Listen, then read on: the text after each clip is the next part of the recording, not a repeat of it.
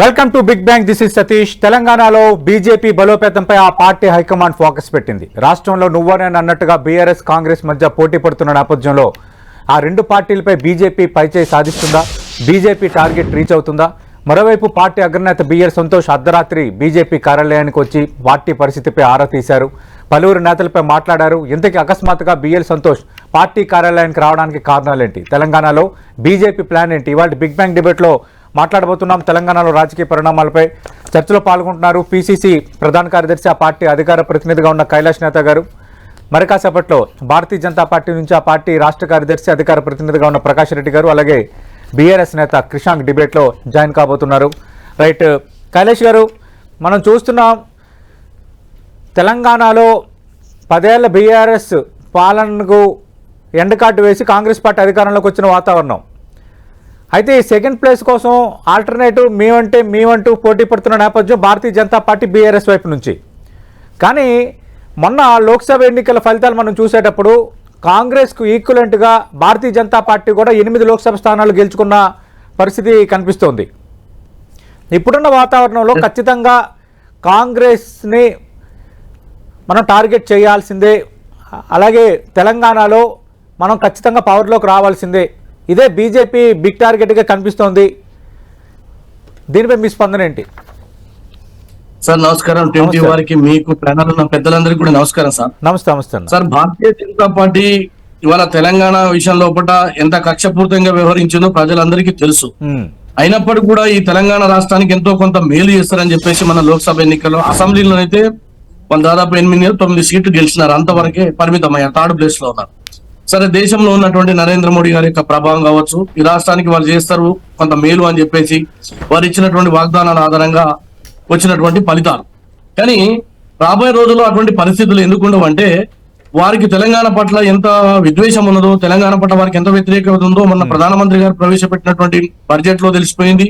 వారు మాట్లాడుతున్నారు, తెలంగాణ పిల్లని చంపి తల్లిని సేవ్ చేసిరు లేదా అనేటువంటి మాటలు ఏవైతున్నాయో తెలంగాణ ప్రజలకు, తెలంగాణ రాష్ట్రానికి ఇది మంచి చేసే కార్యక్రమం కాదు.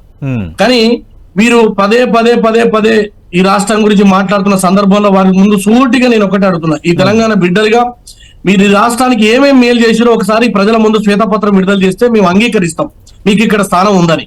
ఒక కోచ్ ఫ్యాక్టరీ రాదు, ఎయిమ్స్ రాదు, లేకపోతే ఈ రాష్ట్రానికి రావాల్సినటువంటి నిధులు రావు. పక్క రాష్ట్రానికి అయితేనేమో ఒక పోలవరానికి జాతీయ ప్రాజెక్ట్ ఇస్తారు, ఒక రాష్ట్ర రాజధాని నిర్మాణానికి డబ్బులు ఇస్తారు. కానీ తెలంగాణకు ఒక రేవంత్ రెడ్డి గారి నాయకత్వం ఉన్న కాంగ్రెస్ ప్రభుత్వాన్ని మీరు బదనాం చేయడం కోసం కుట్రలకు, కుతంత్రాలకు తెరలేపేటువంటి కార్యక్రమాన్ని మొదలుపెట్టారు తప్ప, మీరు కేంద్రంలో అధికారంలో ఉన్నటువంటి కిషన్ రెడ్డి గారు కానీ, ఎవరైతే బండి సంజయ్ గారు కానీ, ఇవాళ వరకు సూటి ప్రశ్న, ఐఏఎస్లు ఐపీఎస్ల కేటాయింపులు కేంద్ర హోంశాఖ ఆధీనంలో ఉంటది. మరి దాని మీద తొందరగా నిర్ణయం తీసుకుంటే బాగుంటది. బొగ్గు కేటాయింపులు సింగరేణికి సంబంధించినటువంటి విషయంలో కూడా మాది ఎప్పుడు కూడా కేంద్రంలో మీరు అధికారం ఉన్నటువంటి సందర్భంలో అడుగుతా ఉన్నాం. ఏమంటున్నాం అంటే, బొగ్గును మనం మినాయించండి సింగరేణి, అది మా తెలంగాణ ఆస్తి. కానీ మీరేం చేస్తున్నారు? ఖచ్చితంగా ప్రకాష్ రెడ్డి గారిని అంశంపై నేను ప్రస్తావిస్తాను. ఇప్పుడు కాంగ్రెస్ పార్టీ తెలంగాణలో మీకు ఎవరితో పోటీ ఉంది అనుకుంటుంది? నేనేమంటున్నానంటే, అటువంటి సందర్భం ఇంకా రాలేదు. ఎన్నికలు అనేవి ఇంకా పూర్తి, ఇప్పుడు మొన్నటి లోక్సభ ఎన్నికల వరకు భారతీయ జనతా పార్టీ వచ్చింది. స్థానిక సంస్థల ఎన్నికల్లో తెలుస్తుంది. రేపు ఎంపీటీసీలు, జడ్పీటీసీలు, జిల్లా పరిషత్ సంబంధించి నేను ఒక్క మాట్లాడుతున్నా, ఒక్క జిల్లా పరిషత్ అన్న ఈ రాష్ట్రంలో బీజేపీ కనుక గెలుచుకుంటే వచ్చేసారి 2nd స్థానంలో బీజేపీలో ఒప్పుకుంటాను. ఈ రాష్ట్రంలో అటువంటి అవకాశం లేదు. 33 జిల్లాలలో హైదరాబాద్ మినాయిస్తే ఒక్క జిల్లా పరిషత్ చైర్మన్ గెలుచుకునే దమ్ము గానీ, వాళ్ళ కెపాసిటీ గానీ, యంత్రాంగం గానీ తెలంగాణలో లేదు. ఒక 10 మున్సిపాలిటీ గెలుచుకునేటువంటి కెపాసిటీ గానీ, యంత్రాంగం గానీ భారతీయ జనతా పార్టీకి రాష్ట్రంలో లేదు. కాబట్టి రెండు పార్టీలకు వచ్చేటువంటి 5 సంవత్సరాలు కూడా గడ్డు కాలమే. ఈ రాష్ట్రంలో రేవంత్ రెడ్డి గారి నాయకత్వంలో 10 సంవత్సరాలు అప్రయత్నంగా కొనసాగుతాం. రైట్, ప్రస్తుతం డిబేట్ లో జాయిన్ అవుతున్నారు టీఎస్ఎంటీసీ మాజీ చైర్మన్ బీఆర్ఎస్ నేత క్రిషాంక్ గారు, అలాగే భారతీయ జనతా పార్టీ నుంచి ఆ పార్టీ రాష్ట్ర కార్యదర్శి, అధికార ప్రతినిధిగా ఉన్న ప్రకాష్ రెడ్డి గారు డిబేట్ లో జాయిన్ అవుతున్నారు. ప్రకాష్ రెడ్డి గారు, ఏంటి అర్ధరాత్రి హడావిడి సమావేశం? మీ పార్టీ అగ్రనేత బిఎల్ సంతోష్ మీ పార్టీ నేతలతో సమావేశం అవటం, తెలంగాణలో రాజకీయ పరిణామాలపై ఆరా తీయటం ఏంటి? ఇప్పటికిప్పుడు దగ్గరలో ఎన్నికలు లేవు, లోకల్ బాడీ ఎలక్షన్సే టార్గెటా, లేదంటే వేరే వ్యూహం ఏమైనా ఉందా? ముందు పెద్దలందరికి నమస్కారం. పాల్గొంటున్న వాళ్ళకి నాకు తెలిసిన వరకు నేను ఆ మీటింగ్ లో లేను కానీ నాకు తెలిసిన వరకు బిఎల్ సంతోష్ గారిది అధికారిక మీటింగ్ ఏం కాదు. వారు కర్ణాటక రాష్ట్ర పర్యటన కోసం అని వాళ్ళ ఆ రాష్ట్ర మీటింగ్ కోసం అని దగ్గర ప్లేస్ హైదరాబాద్ ఎయిర్పోర్ట్ లో వచ్చి ఇక్కడ నుంచి కర్ణాటక పోయి మళ్ళీ రాత్రి రిటర్న్ వచ్చి ఇక్కడ బస చేసే సందర్భంగా కొంతమంది నాయకులు కలిసినారు అంతే తప్పిస్తే అది అధికారిక మీటింగ్ కాదు, అధికారికమైన కార్యక్రమం కాదు. అఫీషియల్ ప్రిపరేటరీ మీటింగ్ దేనికో దానికో ప్రిపరేటరీ మీటింగ్ అకస్మాత్ మీటింగ్ ఏం కాదు అది. వాళ్ళు కర్ణాటక నుంచి వచ్చినారు, రాత్రి లేట్ గా వచ్చినారు కాబట్టి పొద్దున ఎవరినో కలవాలి కాబట్టి టైం ఉంది కాబట్టి కలిసారు అంతే. అది మొదటి విషయం. మీటింగ్ అంతరార్థం ఏదైనా రాజాసింగ్ మీ పార్టీకి సంబంధించిన ఎమ్మెల్యే రాజాసింగ్ కలిశారు. అలాగే మనం చూస్తే 36,000 పోలింగ్ బూతులు ఉంటే 25,000 బూతుల్లో మొదటి 2 స్థానాలు ఉన్నాము. పార్టీ బలహీనంగా ఉన్న చోట మరింత కష్టపడాలి, తెలంగాణలో బీజేపీకి మంచి భవిష్యత్తు ఉంది. ఈ అంశాలన్నీ ప్రస్తావన కూడా వచ్చాయి కదా సార్. లెక్కలు అవన్నీ వచ్చినాయి సార్. మాకు 15,000 మొత్తం 35,000 పోలింగ్ బూత్లలో 15,000 పార్లమెంట్ ఎన్నికల్లో 15,000 పోలింగ్ బూత్లలో మేము ఫస్ట్ ప్లేస్ లో ఉన్నాం. 12,000 పోలింగ్ బూత్లలో మేము సెకండ్ ప్లేస్ లో ఉన్నాం. 9,000 పోలింగ్ బూత్లలో మేము థర్డ్ ప్లేస్ లో 4th ప్లేస్ లో ఉన్నాం. ఒక 100-200 పోలింగ్ బూత్లలో మాకు 0 ఓట్లు పడ్డాయి. ఒక మేబీ 1,000 less than 1,000. ఇది మాకు లెక్క. ఈ లెక్కలు ఏమో సార్ లెక్కలు వస్తూనే ఉంటాయి, వాటి చర్చ జరుగుతూనే ఉంటది. బట్ సంతోష్ జీ కార్యక్రమాలన్నీ కూడా సాధారణంగా రాజకీయంగా కంటే ఎక్కువ సంస్థాగత నిర్మాణం మీదనే ఉంటాయి కాబట్టి సంస్థాగత ఇన్ఛార్జ్ కాబట్టి ఆర్గనైజేషన్ స్ట్రక్చర్ వాటి కోసమే వారు వస్తారు. అది ఆర్గనైజేషన్ వరకే పరిమితం. బట్ తెలంగాణ రాష్ట్రంలో ఇప్పుడు కలవడానికి ఆర్గనైజేషన్ లో కొంతమంది కలవడానికి నేను కలవాలంటే నేను కలవచ్చు, ఇంకెవరైనా కలవాలంటే కలవడానికి అపాయింట్మెంట్ ఇస్తే ఎవరైనా కలవచ్చు, ఎవరైనా మాట్లాడచ్చు. దాంట్లో అర్ధరాత్రి ఉన్నటువంటి అంశాలు ఏం లేవు, దాంట్లో రాజకీయ అంశాలు అసలే ఉండవు. మన లోక్సభ ఎన్నికల్లో 8 స్థానాలు మాకు ఈక్వలెంట్ గా వచ్చి ఉండవచ్చు, కానీ రాబోయే లోకల్ బాడీ ఎలక్షన్స్ లో ఒక్క జడ్పీ చైర్మన్ అయినా భారతీయ జనతా పార్టీ గెలుస్తుందేమో చూద్దామని కాంగ్రెస్ పార్టీ అంటోంది. అలాగే మొన్న జరిగిన అసెంబ్లీ సమావేశాలు కానీ గత 15-20 రోజులుగా జరుగుతున్న పరిణామాలతో మళ్ళీ బీఆర్ఎస్ కొంత బలోపేతమైనట్టుగా కనిపిస్తోంది. బీఆర్ఎస్ వర్సెస్ కాంగ్రెస్ అన్నట్టుగా తెలంగాణ రాజకీయం మళ్ళీ వేడెక్కుతోంది. సతీష్ గారు నేను ఒకటి అడుగుతాను. మొన్న కాంగ్రెస్ పార్టీ గెలిచింది కదా ఇప్పుడు మొన్న శాసనసభలో. కాంగ్రెస్ పార్టీ గెలిచినప్పుడు తెలంగాణ రాష్ట్రంలో ఎన్ని జిల్లా పరిషత్ చైర్మన్ వాళ్ళు ఉన్నారండి కాంగ్రెస్ వాళ్ళు? ఎన్ని మున్సిపల్ చైర్మన్ కాంగ్రెస్ వాళ్ళు ఉన్నాయండి? మెజార్టీ బీఆర్ఎస్ దాదాపు జడ్పీ చైర్మన్ అంతా బీఆర్ఎస్ ఉన్నారు. మరి ఎందుకు ఓడిపోయిందండి బీఆర్ఎస్? అంతకుముందు ఆంధ్రప్రదేశ్ రాష్ట్రంలో గతంలో కూడా ఎప్పుడైనా సరే గతంలో కూడా బీఆర్ఎస్ అక్కడ వైసీపీ మనకు గుర్తు చేయడం కోసం చెప్తున్నా, ఏ రాష్ట్రం అట్లాగా ఉంటుంది. కానీ వైసీపీ ఎన్ని జిల్లా పరిషత్లు ఉంటే, టీడీపీ ఎన్ని జిల్లా పరిషత్ ఉంటే, ఎన్ని మున్సిపాలిటీలు గెలిచింది, ఇప్పుడు అధికారం ఎట్లా వచ్చింది, ఎన్ని సీట్లు అధికారం ఎట్లా వచ్చింది టీడీపీ పక్కన రాష్ట్రం కదా. ఎగ్జాంపుల్ కోసం అడుగుతున్నాను. అయితే మీరు చెప్పిందంటే నేను ఒక్క విషయంతో ఏకీభవిస్తాను. ఎప్పుడు కూడా లోకల్ బాడీ ఎలక్షన్స్ లో అధికార పార్టీకి దాదాపుగా అడ్వాంటేజ్ ఉంటుంది. అది ఎక్కడ ఏ స్టేట్ లో చూసినా అది ఫినామినానే. కానీ ఇప్పుడు 2వ స్థానంలో ఎవరు వస్తారనేది ఇంపార్టెంట్. మీరు అసెంబ్లీలో 8 స్థానాలు గెలుచుకున్నారు, లోక్సభలో రికార్డు స్థాయి 8 స్థానాలు గెలుచుకున్నారు. మరి ఆ వాతావరణం లోకల్ బాడీ ఎలక్షన్స్ లో కనిపిస్తుందా? అప్పుడేమో బీఆర్ఎస్ ఒక్క సీట్ రాలేదు కాబట్టి కారు 0 అయిపోయిందని మీ నేతలందరూ మాట్లాడారు. కానీ ఇప్పుడు రేపు పొద్దున లోకల్ బాడీ ఎలక్షన్స్ కూడా క్రైటీరియా కదా. సతీష్ గారు ఒక విషయం చాలా స్పష్టం. బీఆర్ఎస్ 38 అసెంబ్లీలు గెలిచింది. సరే ఒక 9 మంది 10 మంది ఇప్పటికే పోయినారు. ఒక 5-10 మంది పోతారు, ఇంకా ఉంటారు అనేటువంటి లెక్కకు వస్తుంది. ఎంతమంది పోతారో తెలియదు, లోకల్ బాడీస్ ఎప్పుడు పెడతారో తెలియదు. అయితే నేను మళ్ళీ క్లారిటీ చెప్తున్నా ఏంటంటే లోకల్ బాడీ ఎలక్షన్స్ లో సాధారణంగా గ్రామ రాజకీయాలు, పట్టణ రాజకీయాలు కొంచెం డిఫరెంట్ గా ఉంటాయి. కానీ గ్రామ రాజకీయాల్లో 2 గ్రూపులు ఉంటాయి. వాళ్ళకి పార్టీలతో చాలా తక్కువ సంబంధం ఉంటుంది. సర్పంచ్ ఎలక్షన్ అయితే పార్టీలకు అతీతంగానే జరుగుతాయి, పార్టీకి సంబంధం లేదు. గెలిచిన ప్రతి సర్పంచ్ అధికార పార్టీలో ఉన్నట్టుగానే ఉంటుంది. ప్రతిపక్ష పార్టీలో ఉంటే వాళ్ళు ఎప్పుడు ఫీలే కారు. కాబట్టి సర్పంచ్ ఎలక్షన్స్ అనేటువంటిది పూర్తిగా మన దగ్గర కూడా గుర్తు మీద జరుగుతున్నాయి ఎలక్షన్స్.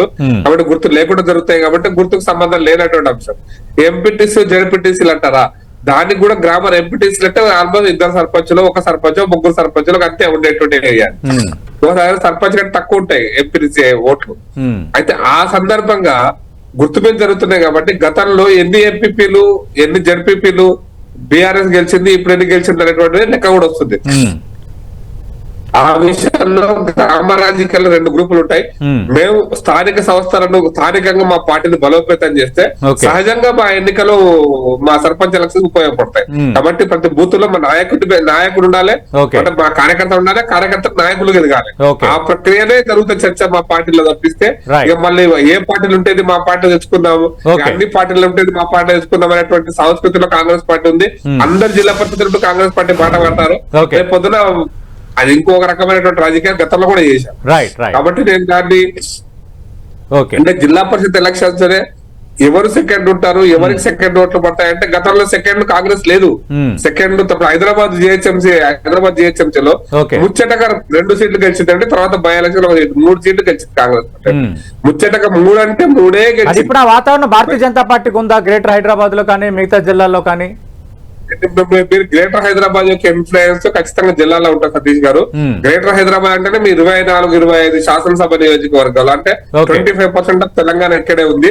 ఇది కాకుండా దీని ప్రభావంతో చుట్టుముట్టినటువంటి సబర్బన్ ఏరియాస్ ఉంది. అట్ ది సేమ్ టైం ఒకటి మాత్రం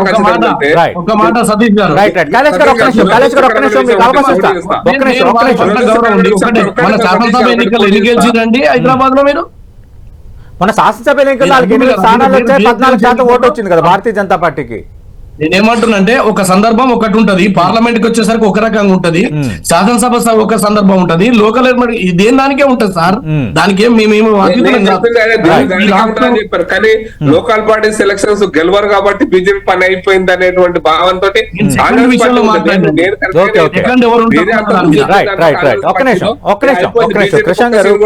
తెలంగాణ రాజకీయం చూస్తున్నాం.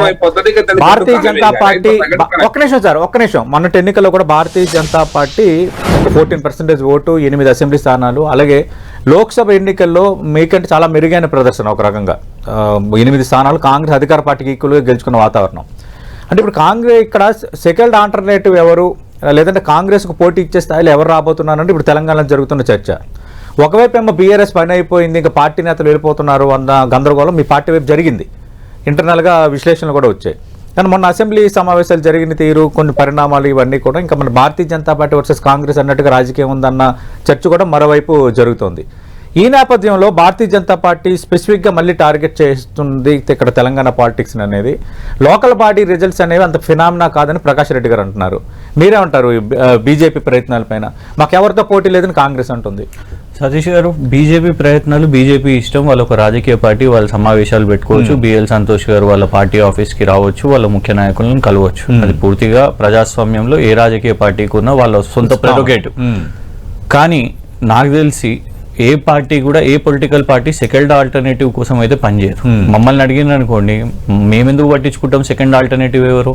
మాకు కావాల్సింది నంబర్ 1 పొజిషన్లో ఉండాలని. మేము ప్రభుత్వంలో ఉండే మళ్ళీ ప్రభుత్వంలోకి రావాలి. మేము గతంలో చేసిన పనిని ఏదైతే ఇవాళ వీళ్ళు ఆపివేసారో దాన్ని మేము కంటిన్యూ చేయాల్సిన అవసరం ఉన్నది. ఎన్నో స్కీమ్స్ని వీళ్ళు పేర్లు మారుస్తున్నారు, లేకుంటే ఆపివేస్తున్నారు. 2 రూపాయలు పెంచిస్తామని చెప్పారు, అవి చేయలేదు. లేకుంటే బంగారం ఇస్తామని చెప్పారు, ఎన్నో చెప్పారు, రకరకాల మభ్య పెట్టి చెప్పడం జరిగింది. సో మాకు సెకండ్ ఆల్టర్నేటివ్ కాదు, ఏ రాజకీయ పార్టీ అయినా కూడా నంబర్ 1 పొజిషన్కి ఉండాలని కోరుకుంటుంది. కానీ ఇక్కడికి వచ్చేసరికి భారతీయ జనతా పార్టీ విషయం మీద మనం మాట్లాడుకుంటే మరి ఖచ్చితంగా తెలంగాణ ప్రజలు ఏం ఆలోచిస్తారు అని అంటే, ఎందుకో భారతీయ జనతా పార్టీ అనేది ఆలోచిస్తారు. ఇప్పుడు మీరు అంటున్నది ఇమీడియట్ గా ఫర్ ఎగ్జాంపుల్ జిహెచ్ఎంసీ ఎలక్షన్స్ గురించి మనం మాట్లాడుకున్నాం. గతంలో జిహెచ్ఎంసీ ఎలక్షన్ లో అప్పుడు నాకు తెలిసి బండి సంజయ్ గారు బీజేపీ రాష్ట్ర అధ్యక్షులుగా ఉన్నారు. ప్రధానంగా క్యాంపెయిన్ బాధ్యత ఇక్కడ వారే తీసుకున్నారు. ఏం ప్రధాన అస్త్రం వారు తీసుకున్నది? సర్జికల్ స్ట్రైక్ చేస్తాను అని చెప్పి ప్రచారం చేశారు. ఆ సర్జికల్ స్ట్రైక్ కాలేదు, దాని అవసరం కూడా లేదు హైదరాబాద్ నగరంలో. అయినా కూడా అంత విద్వేషితంగా వాళ్ళు అప్పుడు రెచ్చగొట్టే వ్యాఖ్యలు చేసినా కూడా వాళ్ళకు కొన్ని సీట్లు వచ్చినాయి. ఇవాళ రేపు మళ్ళా ఎలక్షన్స్ వచ్చినాయి అనుకోండి, మళ్ళా సర్జికల్ స్ట్రైకే చేస్తాము అని చెప్తారా? హైదరాబాద్కి ఏం చేసినాం మేము అని కూడా చెప్పాల్సిన అవసరం ఉన్నదిగా. కేంద్రంలో ఉన్న హైదరాబాద్ ఉదాహరణకు నేను ఒకటే చెప్తా. ఉప్పల్లో ఒక ఫ్లైఓవర్ అండి, 6 సంవత్సరాల నుంచి ఆ ఉప్పల్ ఫ్లైఓవర్ ఆగిపోయి ఉన్నది. అది కేంద్ర ప్రభుత్వము వాళ్ళు చేసిన కాంట్రాక్ట్, వాళ్ళు చేసిన టెండర్, వాళ్ళు చేసిన ల్యాండ్ అక్విజిషన్ 6 years దాదాపు అయింది, అది పూర్తి కాలేదు. వెంకటరెడ్డి ప్రకటన చేశారు. వెంకటరెడ్డి గారు చేసినా కూడా నాకు తెలిసి ధైర్యంగా నితిన్ గడ్కరీ గారినో లేకుంటే కేంద్రాన్ని అనే, మరి ఎందుకు అనలేదో మాకు తెలియదు కానీ గురి మా వైపే పెట్టారు. అనాలి యాక్చువల్లీ అది కేంద్ర ప్రభుత్వం. ఎన్నోసార్లు మేము కూడా వారిని ప్రశ్నించినాం. కోమటిరెడ్డి వెంకటరెడ్డి గారు తాపకు ఒకసారి నితిన్ గడ్కరీ గారి దగ్గరికి వెళ్తారు. వెళ్ళినప్పుడు మరి ఎందుకు దీని గురించి మాట్లాడలేదో మాకు తెలియదు. ఇదొకటి అయితే ఇంకొకటి, కనీసం భారతీయ జనతా పార్టీ వాళ్ళు, ఎందుకంటే మొన్న రాష్ట్రం మొత్తం చూసింది, ప్రత్యేకంగా దేశం మొత్తమే చర్చించుకున్నది ఏమని, ఆంధ్రాకు అండ్ బీహార్ వాళ్ళకి రావడం సంతోషమే, ఎవరు ఈర్ష్య పడతలేము మేము ఇతర రాష్ట్రాలకు వచ్చినాయి.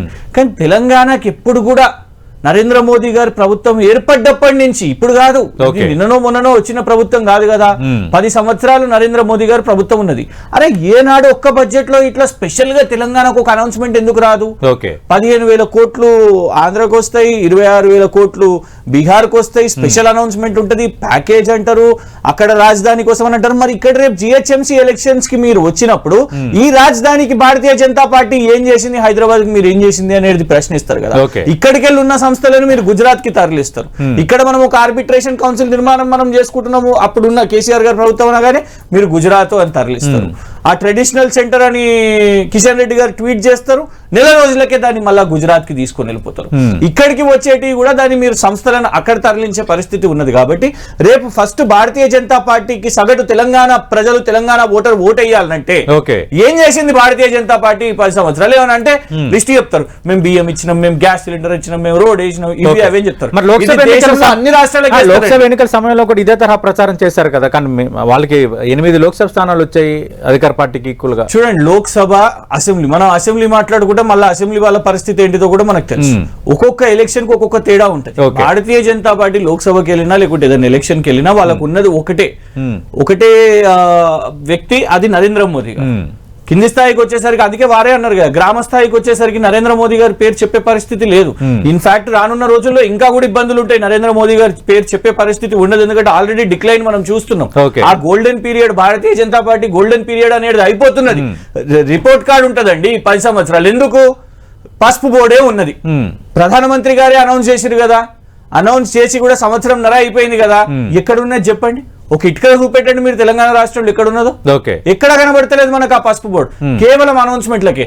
ఇదే మోదీ గారు నాకు తెలిసి అప్పుడు ఇట్లనే జాతీయ సదస్సులు ఇక్కడ పెట్టిరు అనుకుంటా, పరేడ్ గ్రౌండ్ లో పిఎం మిత్ర పార్క్ ఇస్తున్నాం తెలంగాణ రాష్ట్రానికి 2 సంవత్సరాలు అయిపోయింది ఇప్పటి వరకు. ఎక్కడున్నది చెప్పండి ఆ పార్క్, ఎక్కడున్నది పిఎం మిత్ర పార్క్? ఇట్లా కేవలం ప్రకటనలకు మాత్రమే పరిమితమైన భారతీయ జనతా పార్టీ, అది కూడా బడ్జెట్స్ లో కనబడవు ఎక్కడ కూడా.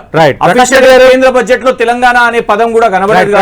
Bharatiya Janata party Bharatiya Janata party golden period అయిపోయింది. ప్రధాని మోదీ పేరు చెప్పి ఓట్లు సాధించుకునే వాతావరణం కూడా రోజు రోజుకి తగ్గిపోతుంది.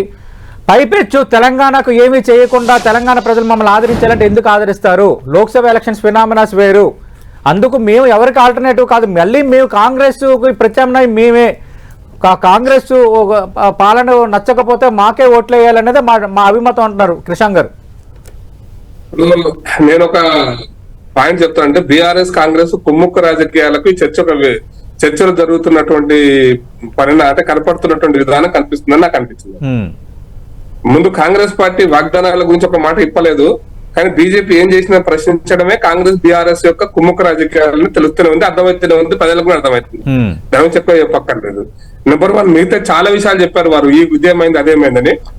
అబద్ధాల పునాదుల మీద నిర్మాణం అయినటువంటి పార్టీ తెలంగాణ ప్రాంతంలో మా నిధులు లక్షలు దోసుకపోయిన ఆందోళన అని చెప్పి ఎక్స్ప్లాయిట్ చేసి అధికారంలోకి వచ్చినటువంటి పార్టీ, మా నీళ్లు దోసుకపోయినరు అని చెప్పి అధికారంలోకి వచ్చడానికి ప్రాంతీయ విభేదాలు రెచ్చగొట్టి ఆ ప్రాంతీయ విభేదాల మంటలలో రాజకీయాలు చేసి అధికారంలోకి వచ్చినటువంటి బీఆర్ఎస్ పార్టీ ఇలా మమ్మల్ని విమర్శించే అధికారం అవకాశం ఆ అర్హత కూడా లేదండి. నెంబర్ 1, నేను వారు చెప్పారు మెడికల్ సెంటర్ గురించి ఒక మాట చెప్పారు, పాపం నా దగ్గర మొత్తం కాయిదాలు ఉన్నాయండి, ఎందుకంటే దాంట్లో నాది కూడా కీలక పాత్ర.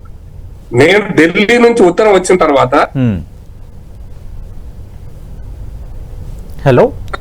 సీక్రెట్ ఉండే, ఇప్పుడు నేను ఓపెన్ గా మాట 10 ఎకరాల భూమి ఇవ్వడానికి సంవత్సరం కాలం పాటు పడితే నేను హరీష్ రావు గారి పిఎస్ తో మాట్లాడి, సార్ ఆ ఫైల్ ఉంది మీద నేను క్లియర్ చేయండి, అది కేబినెట్ కు రాబోతుంది అని చెప్పి నేను మాట్లాడితే నువ్వు ఎవరైనా అడిగిండు ఆయన పెద్ద మనిషి హరీష్ రావు పిఎస్, నేను సార్ ఈ పలానా విషయం నీకెట్లా తెలుసు అని అడిగింది. ఆ ఫైల్ దగ్గర ఉన్నట్టు నాకు తెలుసు, ఫైల్ ఎట్లుందో అక్కడ ఉన్న ఆఫీసర్ చెప్పారు. ఈ 50 ఎకరాల భూమి ఇవ్వడానికి 2 సంవత్సరాలు పట్టింది. చివరికి వీళ్ళ దగ్గర నుంచి కన్సెంట్ రకం మేము ఆఖరికి ఏం అడిగినామంటే మా సంజయ్ గారు ఉత్తరం రాశారు. ఆఖరికి IDPL భూమి కేంద్ర ప్రభుత్వం యొక్క పబ్లిక్ సెక్టార్ లో ఉంది కదా, అదన్నా మాకు 100 ఎకరాలు మాకు ఇస్తే అక్కడ మంచి నైపర్ బిల్డింగ్ పక్కన ఒక నేషనల్ ఇంటర్నేషనల్ అది ఒక ట్రెడిషనల్ మెడిసిన్ సెంటర్ ఒకటి వస్తుందని చెప్పారు. అప్పటికి కూడా స్పందించినటువంటి పట్టండి తెలంగాణ ప్రజలకు ద్రోహం చేసినటువంటి పార్టీ. ప్రపంచ ప్రఖ్యాతి గంచిన ఒక ఇన్స్టిట్యూట్ హైదరాబాద్ రావడానికి అడ్డం పడ్డది హరీష్ రావు. ఫైల్ 2 ఏళ్ళు ఉందని సతీష్ గారు డాక్యుమెంట్స్ మొత్తం నా దగ్గర ఉన్నాయి. ప్రకాష్ రెడ్డి గారు రాజకీయంగా మీ పార్టీల మధ్య ఈ తరహా వాదనలు విమర్శలు ప్రతి విమర్శలు ఉండొచ్చు. నేనంటుంది ఏంటంటే ప్రతి అసెంబ్లీ ఎలక్షన్స్ లో కొంత పెర్ఫార్మెన్స్ మీరు చూపించడం, అలాగే లోక్సభ ఎలక్షన్స్ లో అంతకుముందు 2019 ఎన్నికల్లో కాంగ్రెస్ కంటే మెరుగ్గా ఒక స్థానం గెలుచుకున్నారు. బట్ వేరే అసెంబ్లీకి వచ్చేసరికి వాతావరణం వేరు. మళ్ళీ ఇక్కడ కూడా కాంగ్రెస్ కి ఈక్వలెంట్గా మన 8 లోక్సభ స్థానాలు గెలుచుకున్నారు. మరి రేపు పొద్దున లోకల్ పార్టీస్ లో భారతీయ జనతా పార్టీకి 2వ స్థానం వస్తుందంటే ఏమో చెప్పలేని పరిస్థితి.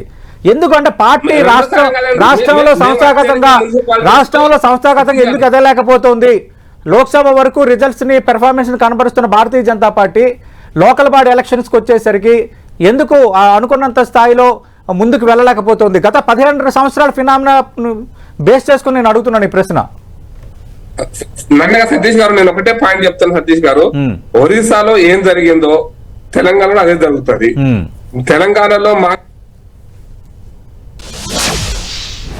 సమాధానం చెప్పి ప్రజలు సమాధానం చెప్తారు. తెలంగాణ గృహ పార్టీకి, తెలంగాణ పేరు మీద ప్రజలను మోసం చేసిన పార్టీకి, తెలంగాణ ఎక్స్ప్లైట్ చేసిన పార్టీకి తెలంగాణ యొక్క స్థానం లేదు. నూకలు చెల్లినాయి. ఆ పార్టీ ఒక్క సీట్ రాలేదు. ఇంకొక సీట్ ఒక జిల్లా పరిషత్ కాదు కదా, ఒక ఎంపీటీసీ కాదు కదా, ఒక ఎంపీపీ గెలిచే పరిస్థితి లేదు, ఒక మున్సిపాలిటీ గెలిచే పరిస్థితి లేదు. కాబట్టి మేము ప్రత్యామ్నాయం కాదు. ఈ ఎన్నికలలో మేమే అత్యధిక స్థానాలు గెలుస్తాం. కాంగ్రెస్ పార్టీ వచ్చే ఎన్నికల్లో మీరు కాంగ్రెస్ పార్టీని దేవుడు కాపాడలేడు. కాంగ్రెస్ పార్టీ వ్యతిరేకత ప్రజల్లో విపరీతంగా స్టార్ట్ అయింది. కైలాష్ గారు, భారతీయ జనతా పార్టీ తెలంగాణ రాష్ట్రంలో ఖచ్చితంగా మేము ఈసారి లోకల్ బాడీ ఎలక్షన్స్ లో performance కనబరుస్తాము, Bharatiya Janata party pickup అయింది అంటున్నారు ప్రకాష్ రెడ్డి గారు. కృష్ణాంగ్ గారి వ్యాఖ్యలు కూడా మీరు చూశారు. నేను ఏమంటున్నా సార్ అంటే నరం లేని నాలిక, అది ఏదైనా మాట్లాడొచ్చు. భారతీయ జనతా పార్టీ ప్రతిపక్షంలో ఉన్నారు, బీఆర్ఎస్ పార్టీ ప్రతిపక్షంలో ఉన్నారు. ప్రభుత్వంలో ఉన్నది మేము ప్రజలకు ఇచ్చినటువంటి వాగ్దానాలే కానీ ప్రజలకు ఇచ్చినటువంటి సంక్షేమ కార్యక్రమాన్ని కొనసాగించుకుంటూ పోతాము. 5 సంవత్సరాల తర్వాత మా మ్యాండేట్ ఏంటో తెలుస్తుంది. ఇవాళ మీరు ఒక విషయం ఆలోచన చేయండి. కేంద్రంలో అధికారులు ఉన్నటువంటి వాళ్ళు ఇవాళ పెద్ద పెద్ద మాటలు చెప్తా ఉన్నారు. ఎన్నికలు వచ్చినప్పుడల్లా పెద్ద పెద్ద మాటలు చెప్తారు. వాళ్ళకి ఒకటే మాట, విభజన చట్టంలో ఉన్నటువంటి హామీలని ఎన్ని అమలు పరిచిన ఒక పత్రం మీద ఇస్తే మేము సంతోషపడతాం కదా, ఎందుకు ఇంత విద్వేషం అని అడుగుతున్నాము. రెండో విషయం, మన తెలంగాణలో జరిగినటువంటి ఎన్నికల్లో అసెంబ్లీ ఎన్నికలకు వచ్చేసరికి ఒక రకంగా ఉంటుంది సార్. కేంద్రంలో నరేంద్ర మోడీ గారు ఇంత మునుపు మా కృష్ణ గారు చెప్పినారు, వారి గోల్డెన్ పీరియడ్ అయిపోయింది, దేశంలో వారి ప్రభావం జరుగుతుంది. ఉత్తరప్రదేశ్ లో చూసుకోమాను, అదేవిధంగా కర్ణాటకలో చూసుకోమాను, అన్ని రాష్ట్రాలను తగ్గుకుంటూ వచ్చింది. కాబట్టి తెలంగాణలో మీరు అనుకుంటారు ఏదో కుట్రలు కుతంత్రాలు చేసి గతంలో కొనుగోలు చేసి బిఎల్ సంతోష్ గారిని మన ఏదో పట్టుకొచ్చారు కదా, అంత మునుపు ఒక 5-6 ఎమ్మెల్యేలు పట్టుకొచ్చి కేంద్రంలో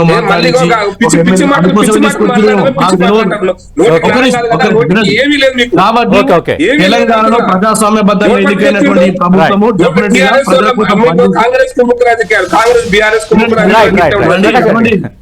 రాష్ట్రపతికి గాని ఉపరాష్ట్రపతికి గాని తర్వాత బ్లాక్ నల్ల చట్టాలకే గాని తెలంగాణ వ్యతిరేక చట్టాలే గాని అన్ని చట్టాలతో అంటగాకిని మీరు వాళ్ళండి. స్థిరంగా నీతులు గురిగేంద్ర నీతులు మీరు చెప్పకండి.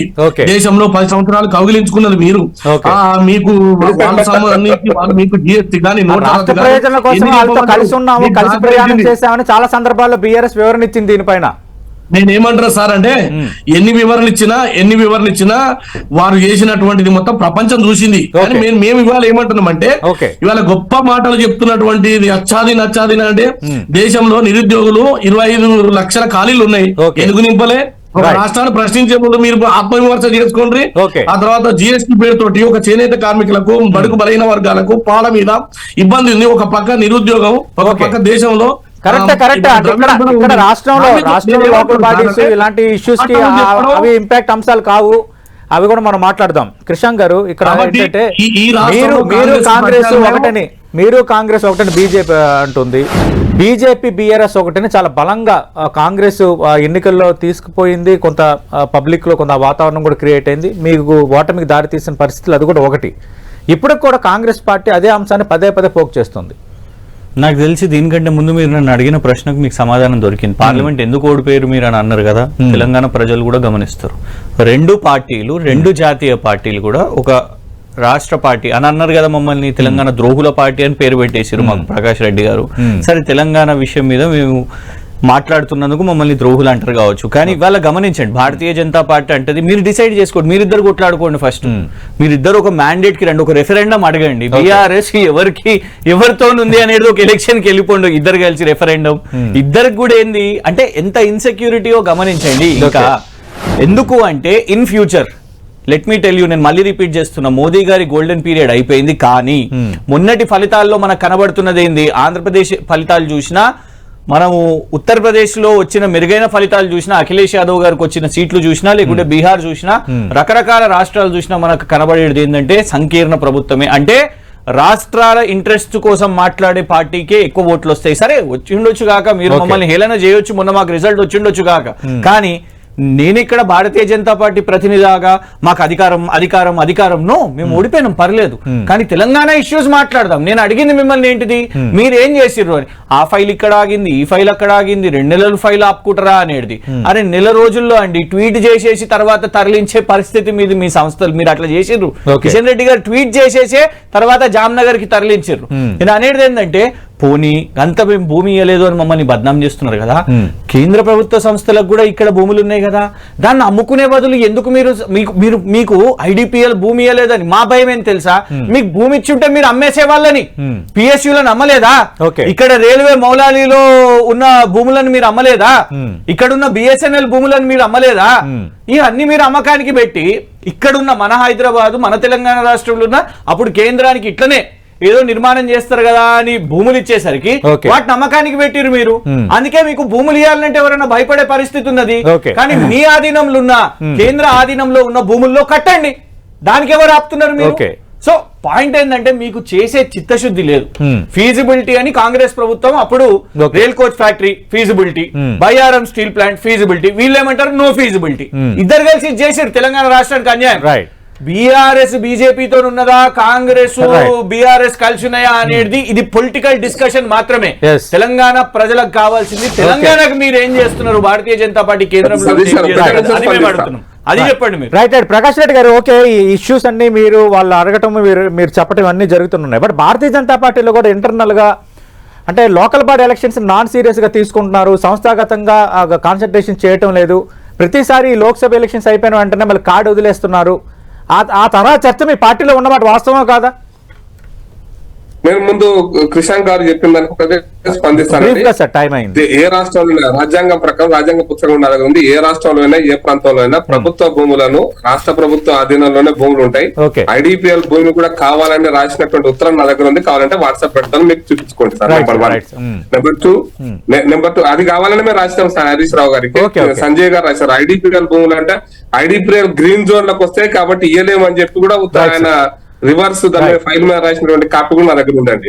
కాబట్టి ఇంటర్నల్ ఫైల్ అప్పుడు చెప్పలేము, అధికారులు మాకు చూపించింది, కానీ ఇప్పుడు నేను చెప్పగలుగుతాను, ఎందుకంటే అధికారులు ప్రభుత్వం మారిపోయింది కాబట్టి కొంచెం అధికారులు కూడా సేఫ్ కాబట్టి. నెంబర్ టూ, మీరు అన్నటువంటి పార్లమెంట్ ఎన్నికల తర్వాత వచ్చిన రిజల్ట్ లో తర్వాత పంచాయతీ ఎన్నికల లైట్ తీసుకుంటున్నాం అంటే కాదు, ఇట్ ఈస్ నాట్ అది నో. మేము ఖచ్చితంగా పంచాయతీ నుంచి పార్లమెంట్ దాకా ఏ ఎన్నికలైనా సీరియస్ తీసుకుంటాం, పంచాయతీ నుంచి పార్లమెంట్ దాకా. అయితే ఒకటి మాత్రం ఖచ్చితంగా తెలంగాణ రాష్ట్రంలో మీకు సర్పంచ్ గెలవడం కోసం చిన్న చిన్న గ్రామాల్లో 10, 20, 30, 40 లక్షలు పెట్టేటువంటి పరిస్థితి. అది రెండు పార్టీలకు దోసుకున్న పైసలు వాళ్ళ నాయకులు వాళ్ళ కార్యకర్తలు పెడుతున్నారు కాబట్టి ఆ అవకాశం ఉంటది. మొన్న అసెంబ్లీ ఎన్నికల్లో కూడా దేశంలో ఎక్కడ లేకపోయినా కాంగ్రెస్ పార్టీ ఏ విధమైన అడ్వర్టైజ్మెంట్ ఇచ్చిందో మీరు చూసారు. 6 గ్యారెంటీలు చట్టబద్ధత అనేటువంటి ప్రజలు అర్థం చేసుకున్నారు. రుణమాఫీ పేరు మీద తెలంగాణ రైతులను మోసం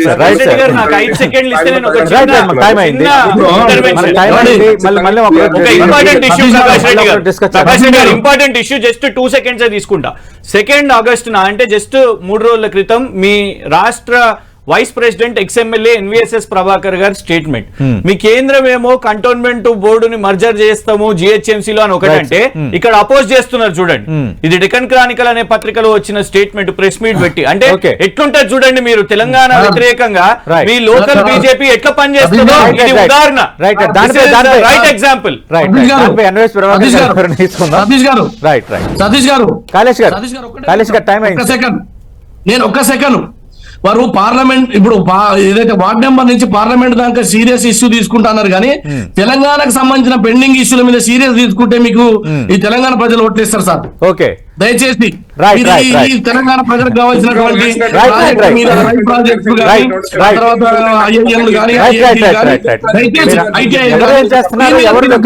ఉన్నారనేది ఖచ్చితంగా ప్రజలు గమనిస్తూనే ఉంటారు. బట్ లోకల్ బాడీ ఎలక్షన్స్ కూడా సీరియస్ గా తీసుకోవాల్సిన వాతావరణం ఉంటుంది. ఎప్పుడు కూడా అధికార పార్టీకి అడ్వాంటేజ్ ఉన్నప్పటికీ కూడా మిగతా వాళ్ళు ఏం పెర్ఫార్మెన్స్ చేశారన్న దానిపైన కూడా పార్టీ ఇక్కడ రేపొద్దున అసెంబ్లీ ఎన్నికలకు ఒక లీడ్ పాయింట్ ఏర్పరచుకోవటం అవి కూడా ఒక క్రైటీరియాగా ఉంటాయి. కాబట్టి రాజకీయాల్లో చూద్దాం ఏం జరగబోతుందో. థ్యాంక్ యూ ప్రకాష్ రెడ్డి గారు, కైలాష్ నాథ్ గారు, థ్యాంక్ యూ కృష్ణ గారు. ఇది వాటి బిగ్ బ్యాంగ్ డిబేట్.